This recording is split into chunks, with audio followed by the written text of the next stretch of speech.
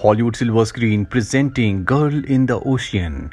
इस कहानी की शुरुआत में हमें जिलियन और उसके हस्बैंड काइल को दिखाया जाता है, जो दोनों के दोनों वियतनाम के एक समंदर के किनारे बीच पर होते हैं। दरअसल ये यहाँ पर छुट्टियां मनाने के लिए आए हैं और इन दोनों ने जिस बंगलों में स्टे किया होता है वो समंदर के किनारे लगभग पानी के ऊपर ही होता है। दरअसल जिलियन का कुछ महीने पहले मिसकैरेज हुआ था, जिस वजह से बहुत ज़्यादा परेशान होती है और उसका हस्बैंड काइल उसे बहुत अच्छे से संभालता है। ये दोनों के दोनों डाइव के लिए समंदर में जाते हैं, जहाँ पर काइल के पैर पर चोट लग जाती है और यहाँ पर दिखाया जाता है कि जिलियन को खून देखकर अपना पास्ट याद आने लगता है जब उसका मिसकैरेज हुआ था। लेकिन एक बार फिर से काइल उसे संभालता और वापस ले आता है। अब जब जिलियन अपने घर पर बात कर रही होती है तभी न्यूज़ दिखाई जाती है कि समंदर में बहुत बड़ा तूफान आने वाला है, लेकिन ये इस बात पर ज़्यादा गौर नहीं करते। और जब काइल और जिलियन रात को सो रहे होते हैं तभी समंदर की लहरें इनके घर से, इनके बंगलों से टकराना शुरू हो जाती है। शुरू में इन्हें ये आम बात लगती है क्योंकि अक्सर यहाँ पर ऐसा होता रहता है, और जल्दी समंदर की लहरें पूरी तरह से इनके लकड़ी के बंगलों को अपनी चपेट में ले लेता है। इनका बंगलो अब पानी में बह रहा है। तभी देखते हैं कि किनारे पर कुछ चट्टानें हैं। हालांकि जिलियन वहां पर जाना चाहती है, लेकिन काइल उसे मना कर देता है। वो कहता है कि इस तूफान में हमें इसी के अंदर रहना चाहिए। अब कुछ देर बाद इनकी आंख लग जाती है और जब सुबह जिलियन उठती है तो देखती है कि चारों तरफ पानी है। ये दोनों के दोनों समंदर के बीच में फंस चुके हैं। जिलियन को काइल पर बहुत गुस्सा आता है क्योंकि उसने काइल से कहा था कि समंदर के किनारे चट्टानों पर उन्हें चले जाना चाहिए, लेकिन काइल ने उसे मना कर दिया था। और अब ये समंदर के बीचों बीच है, इतनी दूर इन्हें यहाँ कोई नहीं देख सकता। साथ ही जिस लकड़ी के घर के अंदर इस वक्त ये होते हैं, धीरे धीरे वो खराब हो रहा है। जल्दी इन्हें यहाँ से निकलने का कोई ना कोई रास्ता ढूंढना होगा। यहाँ काइल के पैर पर बहुत गहरी चोट लग गई होती है, इसीलिए वो तैर नहीं सकता। ना ही इनके पास खाने के लिए खाना है और ना ही पीने के लिए पानी। काइल जिलियन से कहता है कि तुम्हें नीचे जाकर देखना होगा, वहां पर खाने पीने की कुछ चीजें हो सकती है। जिलियन को हालांकि पानी में डर लग रहा होता है, लेकिन फिर भी वो पानी के अंदर जाती है और वहां से एक बैग ले आती है जिसमें पानी होता है।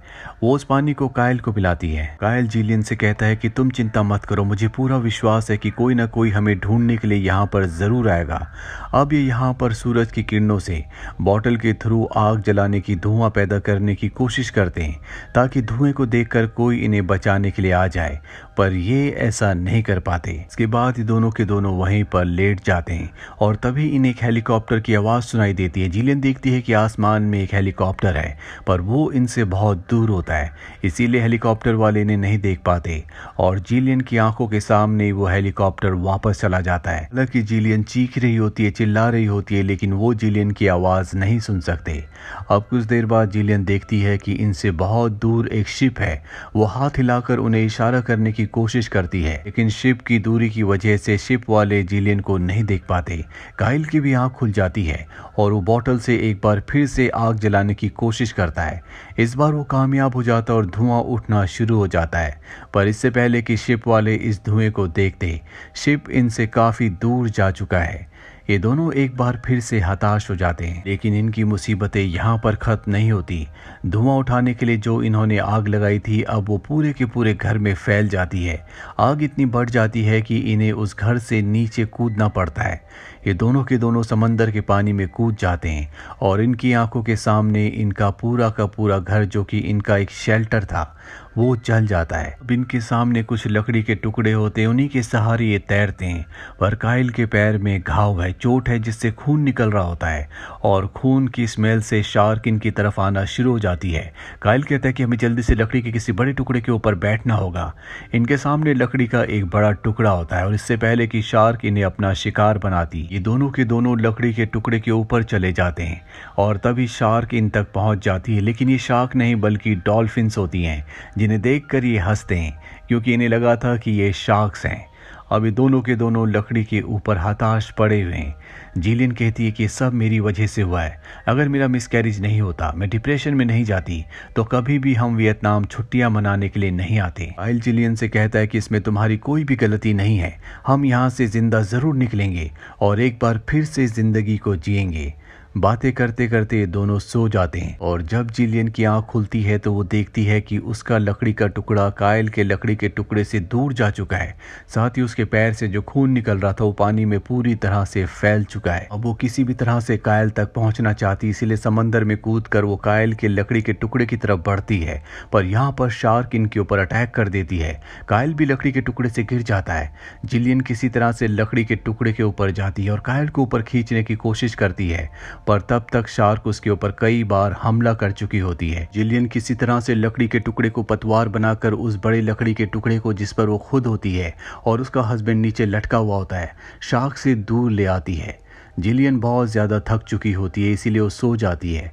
उसका हस्बैंड भी बेहोशी की हालत में होता है और अब जब जिलियन की आंख खुलती है तो वो देखती है कि वो समंदर के किनारे हैं, पर उसका हस्बैंड कायल अब भी बेहोश होता है। वो उसे उठाने की, जगाने की कोशिश करती है, पर जल्दी उसे पता चल जाता है कि उसकी मृत्यु हो चुकी है। इस बात से वो पूरी तरह से टूट जाती है। कुछ वक्त पहले उसने अपने बच्चे को खो दिया था और आज उसने अपने हस्बैंड को खो दिया। इसके लिए वो अपने आप को जिम्मेदार समझती है, क्योंकि उसी के कहने पर उसे डिप्रेशन से बाहर निकालने के लिए कायल उसे इस आइलैंड पर लेकर आया था। वो जोर जोर से चिल्लाने लगती है और वहीं पर गिरकर बेहोश हो जाती है।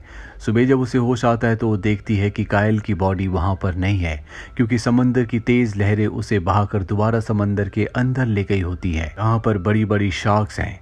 तभी जिलियन को कायल की बॉडी दिख जाती है। वो अपने आप ही में नहीं होती, इसीलिए वो उसे बचाने के लिए समंदर की तरफ बढ़ने लगती है और तभी एक शार्क उसके पैर पर हमला करके उसके पैर को जख्मी कर देती है। जिलियन होश में आती और वापस समंदर के किनारे बीच पर आ जाती है। वो देखती है कि चारों तरफ धूल उड़ रही है। तभी उसे एक चट्टान दिखती है। जिलियन बड़ी मुश्किल से उस चट्टान के ऊपर चढ़ती है और जब वो चट्टान के ऊपर जाती है तो देखती है कि वहां पर एक आदमी एक गोल बोट पर बैठा हुआ है, जो यहाँ पर मछलियां पकड़ने के लिए आया है। उसे एक उम्मीद नजर आती है। वो जल्दी से उस आदमी के पास जाती है और उसे समझाने की कोशिश करती है कि उसके पति की मृत्यु हो चुकी है, वो यहाँ इस आइलैंड पर फंस चुकी है, लेकिन ये एक वियतनामी है, इसे इंग्लिश नहीं आती। जिलियन उसे बड़ी मुश्किल से समझाती है कि उसे मदद की जरूरत है। वो उसे अपने पैर का घाव भी दिखाती है, जिसके बाद वो उसके घाव को स्टिच करता है। यहाँ पर वो आदमी मछलियाँ पकड़ने के लिए आया है, इसीलिए वो अपना ट्रैप बिछाने के लिए समंदर के नीचे जाता है और जब वो समंदर के नीचे होता है तभी शार्क हमला कर देती है। जिलियन को पता चल जाता है। वो उसे आवाज़ देती है, लेकिन उसका कोई भी नामो निशान नहीं होता। पर कुछ ही पलों के बाद वो समंदर के ऊपर आ जाता है। दरअसल शार्क ने उसके ऊपर हमला करके उसे जख्मी कर दिया होता है। जिलियन उसे बचाने के लिए पानी में कूदती है ताकि उसे ऊपर बोट में ले आए, लेकिन अब शार्क इन दोनों के ऊपर हमला कर देती है।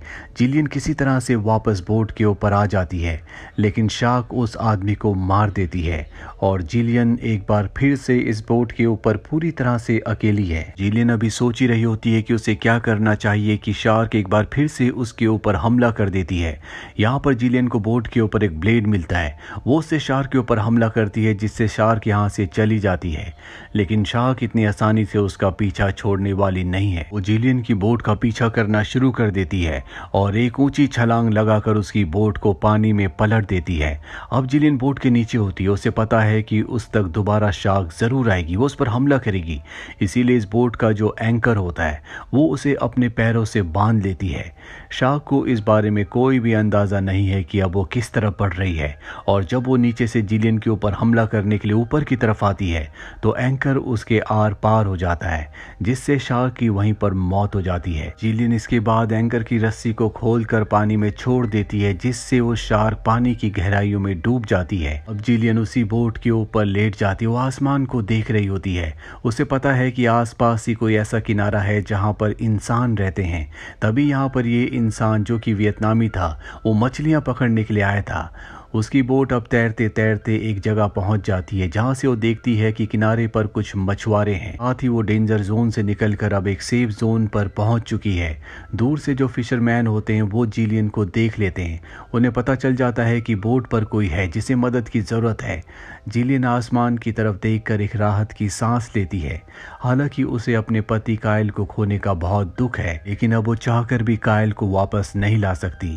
लेकिन इस पूरी जर्नी में उसने एक चीज सीख ली कि ज़िंदगी में चाहे कितना भी मुश्किल वक्त हो, इंसान को हमेशा लड़ना चाहिए, क्योंकि जो लोग मुसीबतों से, मुश्किलों से लड़ते हैं, उन्हें ज़िंदगी जीने का एक दूसरा मौका देती है। जिस तरह से जिलियन को मिला, अगर उसने शार्क से हार मान ली होती तो उसकी मौत हो जाती, पर वो उससे लड़ी, उसने शार्क को मार दिया। पर अब उसके पास एक नई ज़िंदगी है जिसे वो जीना चाहती है।